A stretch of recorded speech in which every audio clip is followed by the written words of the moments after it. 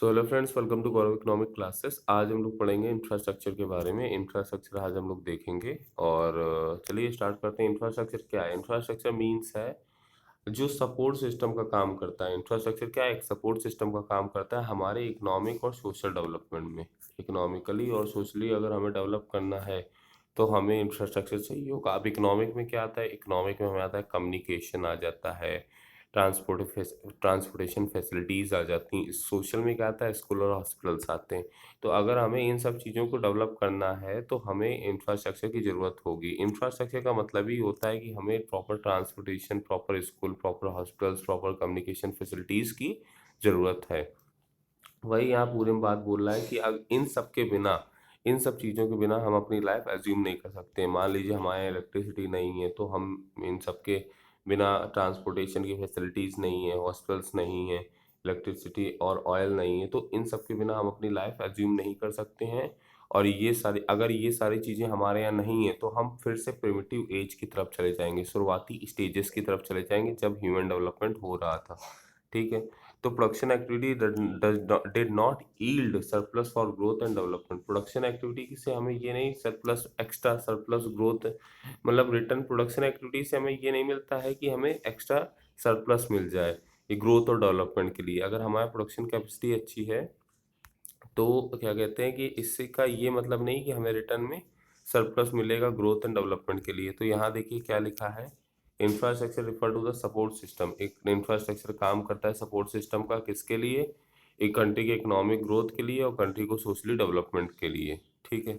Economic और social infrastructure अब हम लोग देखेंगे। इकोनॉमिक में आ जाता है, इकोनॉमिक में आ जाता है जैसे जितनी भी दुनिया भर की चीज़ें हैं ये सारी इकोनॉमिक इंफ्रास्ट्रक्चर के अंदर आती हैं। लिखा है देखिए, economic infrastructure refer to the such elements support system like power, transportation, communication which serve as the driving force for production activity in the economy।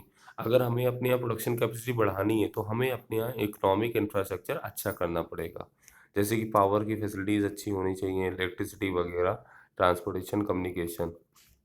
abundant availability of power supply would accelerate the pace of production। अगर हमारे यहाँ ज़्यादा से ज़्यादा power supply available है तो इससे हमारा एक्सेलरेट होगा, स्पीड अप होगा पेस ऑफ प्रोडक्शन। प्रोडक्शन ज़्यादा से ज़्यादा होगा। अबंडेंट मीन्स ऑफ ट्रांसपोर्टेशन, अगर हमारे यहाँ ट्रांसपोर्टेशन अवेलेबल है तो इससे हमारा क्या होगा? मूवमेंट ऑफ गुड्स ज़्यादा से ज़्यादा होगा फ्रॉम प्रोड्यूसर टू कंज्यूमर। अगर हमारे यहाँ मीन्स ऑफ कम्युनिकेशन ज़्यादा से ज़्यादा है तो हम ज़्यादा से ज़्यादा चीज़ें एक्सचेंज कर सकते हैं। कम्युनिकेशन की फैसिलिटीज़ अगर हमारे यहाँ अच्छी है तो हम ज़्यादा से ज़्यादा चीज़ें एक्सचेंज कर सकते हैं, ज़्यादा से ज़्यादा ट्रेड होगा। तो इस वजह से ये सारी चीज़ें किसके अंदर आती हैं? इकोनॉमिक इंफ्रास्ट्रक्चर के अंदर आती हैं। और इकोनॉमिक इंफ्रास्ट्रक्चर ज़रूरी है। अगर इकोनॉमिक इंफ्रास्ट्रक्चर नहीं है तो हम लोग डेवलप नहीं कर पाएंगे। लिखा है ना, in the absence of economic infrastructure it is virtually not possible to develop an efficient system of growth and development.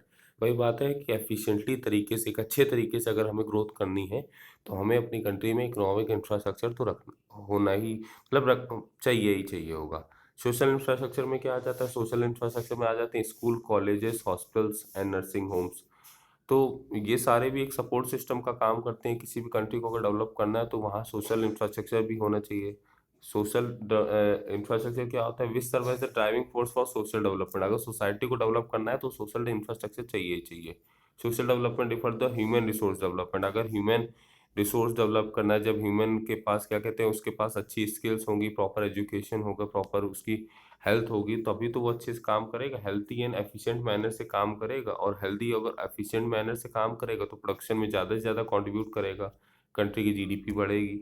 तो वही लिखा है, while economic infrastructure accelerate the process of growth. Economic infrastructure से हमारे ग्रोथ प्रोसेस बढ़ती है, but social infrastructure से human development होता है। ह्यूमन का डेवलपमेंट, ह्यूमन का अंदर स्किल्स आना, ह्यूमन को मोरली सोशली डेवलप करना, वो सोशल इंफ्रास्ट्रक्चर करता है। बट इकोनॉमिक इंफ्रास्ट्रक्चर ध्यान देता है ग्रोथ प्रोसेस में, कंट्री की ग्रोथ प्रोसेस में। Indeed economic growth is incomplete without human development. Economic growth हो ही नहीं सकती जब हमारे ह्यूमन डेवलपमेंट नहीं होगा। ह्यूमन डेवलपमेंट मतलब हमारे यहाँ जब अच्छा क्या कहते हैं कि प्रॉपर एजुकेशन नहीं होगी, प्रॉपर लिटरेसी रेट नहीं होगा, प्रॉपर हेल्थ नहीं होगी अच्छी लोगों की, प्रॉपर मतलब ये सब चीज़ें, हेल्थ रेट, लोगों की इनकम नहीं ज़्यादा होगी, तो ये सब हमारा क्या कहते हैं कि इकोनॉमिक ग्रोथ हो ही नहीं सकती। अगर हमारे लोगों की हेल्थ अच्छी है, स्किल्स उनके पास अच्छी है, और per capita income, average income उनकी अच्छी है, तभी तो वो हमारे क्या कहते हैं इकोनॉमिक ग्रोथ के काम आ सकते हैं। तो इकोनॉमिक ग्रोथ और सोशल इकोनॉमिक और सोशल इंफ्रास्ट्रक्चर एक दूसरे के क्या है, कॉम्प्लीमेंट्री हैं, सब्स्टिट्यूट नहीं है। जब एक एक दूसरे को ये हेल्प करते हैं कंट्री की ग्रोथ करने में। ठीक है, अब देखिए हम लोग पढ़ते हैं क्या लिखा है, economic and social infrastructure are complementary to each other. वही बात लिखी है, economic and social infrastructure are complementary each other. भाई सिंपल सी बात है, इकोनॉमिक और सोशल इंफ्रास्ट्रक्चर एक दूसरे क्या है, कॉम्प्लीमेंट्री है, ना कि सब्स्टिट्यूट है। दोनों एक दूसरे की हेल्प करते हैं। Economic infrastructure include source of energy. Economic infrastructure में हम लोग क्या देखते थे, एनर्जी का source, better means of transportation देखते थे, कम्युनिकेशन देखते थे, बैंकिंग सर्विसेज देखते थे, फाइनेंस। तो ये सारे all this element of economic change are an essential prerequisite. मतलब ये सारी एसेंशियल एलिमेंट हैं। अगर किसी भी कंट्री को ग्रोथ करना है तो वहाँ एनर्जी का सोर्स अच्छा होना चाहिए, ट्रांसपोर्टेशन का सोर्स अच्छा होना चाहिए, कम्युनिकेशन का सोर्स अच्छा होना चाहिए, बैंकिंग सर्विसेज अच्छी होनी चाहिए। However these element of would not of use any kind. मतलब लिखा है कि ये सारे, चलिए मान लिया ये सारे एनर्जी का अच्छा सोर्स है हमारे यहाँ, ट्रांसपोर्टेशन का अच्छा सोर्स है, कम्युनिकेशन का अच्छा सोर्स है, बट ये सारे किसी काम के नहीं रहेंगे अगर हमारे यहाँ की पॉपुलेशन क्या है, इलिटरेट है, डिजीज से सफ़र कर रही, बीमार रहती है। तो उसके लिए हमें सोशल इंफ्रास्ट्रक्चर भी डेवलप करना पड़ेगा, स्कूल, हॉस्पिटल्स, नर्सिंग होम्स वगैरह भी डेवलप करने पड़ेंगे।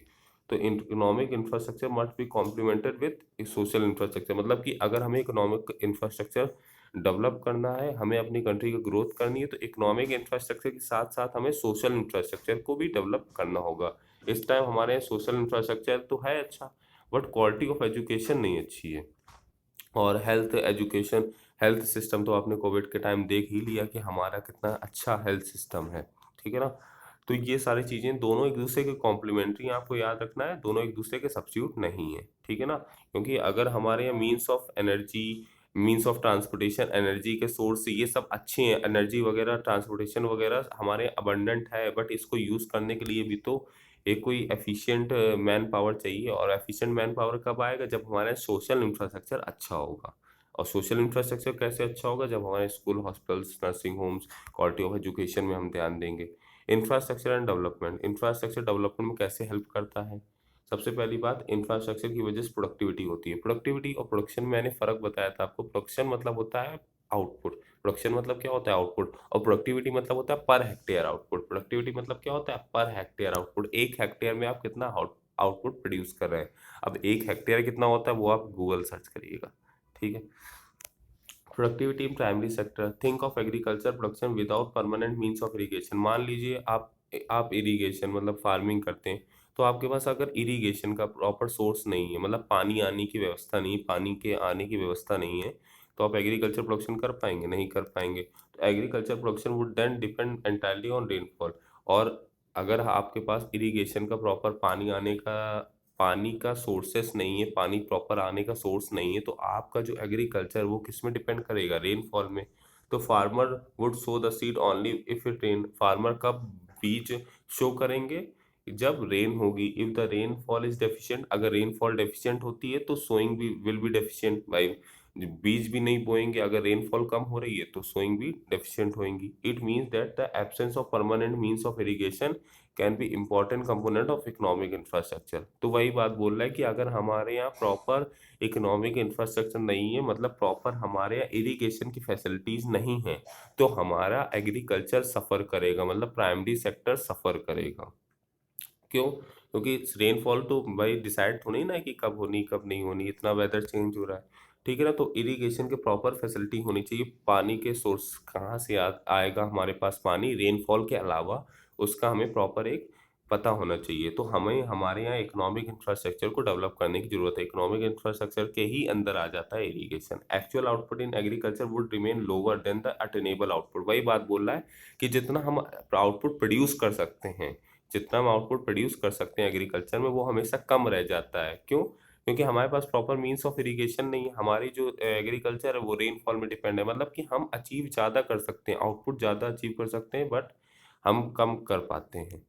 ठीक है, productivity in secondary sector, infrastructure जो है हमारा सेकेंडरी सेक्टर की प्रोडक्टिविटी बढ़ाने में भी हेल्प करता है। Think of industrial production without such source of energy. Normally हमारे इंडस्ट्रियल सेक्टर में एनर्जी के लिए कोल, पेट्रोलियम, इलेक्ट्रिसिटी का यूज़ करा जाता है, तो perhaps industrial production would then depend on upon wind energy और solar energy. However these are still under developed.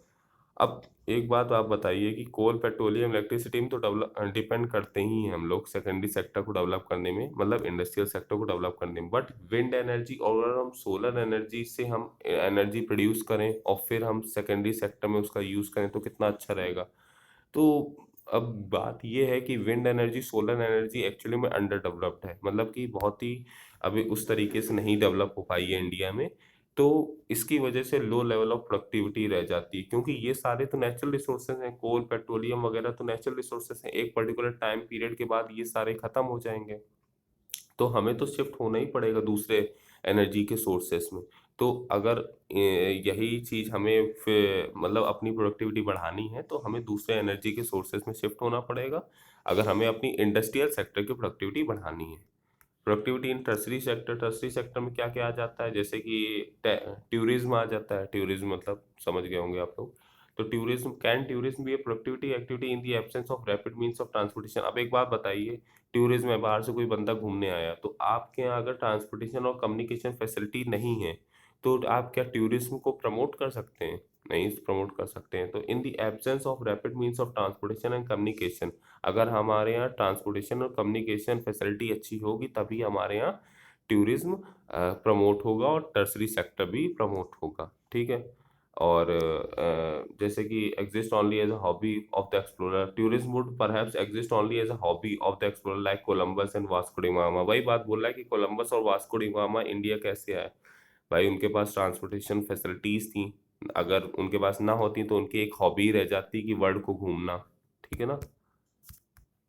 Okay. तो अब हम यहाँ क्या लिखा, दस अक्रॉस ऑल द सेक्टर्स, लिखा है कि thus across all the sector primary, secondary and tertiary high productivity is possible only we have, मतलब वही बात है कि अगर हमारे यहाँ, अगर हमें अपनी प्रोडक्टिविटी बढ़ानी है, चाहे किसी भी सेक्टर में बढ़ानी है, प्राइमरी, सेकेंडरी, टर्सरी में, तो हमें अपने यहाँ अच्छा वो होना चाहिए, इंफ्रास्ट्रक्चर अच्छा हमारे यहाँ होना चाहिए।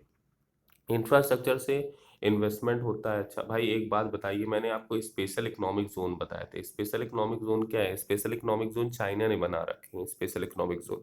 तो उसमें ये होता है कि चाइना क्या करता है कि जैसे कोई नई मतलब वो पूरा एरिया डेवलप कर दिया है, उसने पहले से इकोनॉमिक जोन बना रखे हैं कि जैसे कोई बाहर का बंदा आ रहा है, उसे अपनी कंपनी लगानी है चाइना में, तो उसने पहले ही से वो एरिया डेवलप कर दिया है, वहाँ रॉ मटेरियल अवेलेबल है, लेबर अवेलेबल है। तो अब एक बात बताइए, आप किसी ऐसे एरिया में कंपनी लगाना पसंद करेंगे जहाँ हर चीज़ अवेलेबल है, कि किसी ऐसे एरिया में कंपनी लगाना पसंद करेंगे जहाँ कुछ नहीं अवेलेबल है?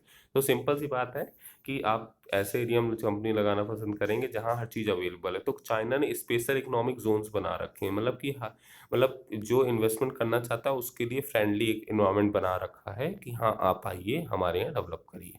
ठीक है। तो चलिए आज इतना ही देखते हैं। Thank you very much, keep watching Gaurav economic classes.